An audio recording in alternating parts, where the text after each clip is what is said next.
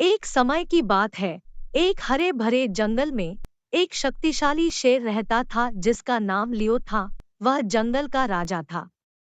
उनके सुनहरे बाल सूरज की किरणों में चमकते और उसकी शक्तिशाली गर्जने की आवाजें पेड़ों में गूंजती थी। लियो मजबूत और साहसी था। उसी जंगल में एक छोटी सी चूहिया रूबी रहती थी। रूबी दूसरे जानवरों की तुलना में बहुत छोटी थी, लेकिन रूबी के पास एक तेज दिमाग और बड़ा दिल था, और वह हमेशा दूसरों की मदद करने के लिए उत्सुक रहती थी। एक सुबह जब लियो अपने राज्य में सैर कर रहा था, तभी मदद की आवाज सुनी। लियो आवाज की दिशा में भागा और रूबी के पास पहुंचा। रूबी के ऊपर एक डाल गिरी हुई थी। रूबी खाना ढूंढने की तलाश में निकली थी कि तभी डाल उस पर गिर गई। रूबी को दुख में देखकर लियो को दया आ गई। शेर ने अपने शक्तिशाली पंजे से डाल को उठाया और रूबी को मुक्त कर दिया।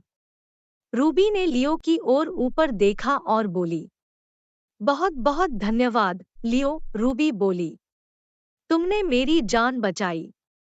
लियो ने प्यार से मुस्कुराते हुए कहा, इस जंगल का हर एक जानवर मेरा दोस्त ही है रूबी। मैं बड़ा और मजबूत हूँ, लेकिन छोटे से छोटे जीवों की भी इस जंगल में महत्वपूर्ण भूमिका है। उस दिन के बाद लियो और रूबी बहुत अच्छे दोस्त बन गए। वे दिन भर साथ में रहते थे और जंगल की खोज में निकल पड़ते थे। लियो रूबी की रक्षा करता था और रूबी लियो की मदद करने के लिए अपने तेज दिमाग का उपयोग करती थी। एक दिन कुछ शिकारी जंगल में प्रवेश कर गए।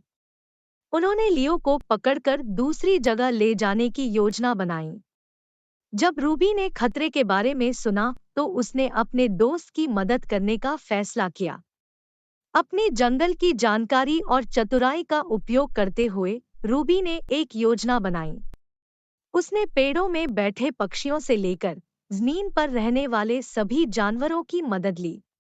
सभी ने मिलकर शिकारियों को भ्रमित किया, उन्हें गुमराह किया और लियो को सुरक्षित गुफा में ले गए। और इस तरह लियो शिकारियों से बच गया और एक बार फिर सुरक्षित और आजाद महसूस करने लगा।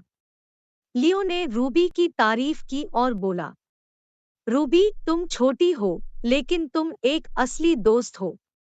और इस प्रकार लियो शेर और रूबी चूहिया अपनी दोस्ती का आबाद करते रहे, सबको यह सिखाते हुए कि आकार मायने नहीं रखता जब बात वफादारी, साहस और दोस्ती की होती है।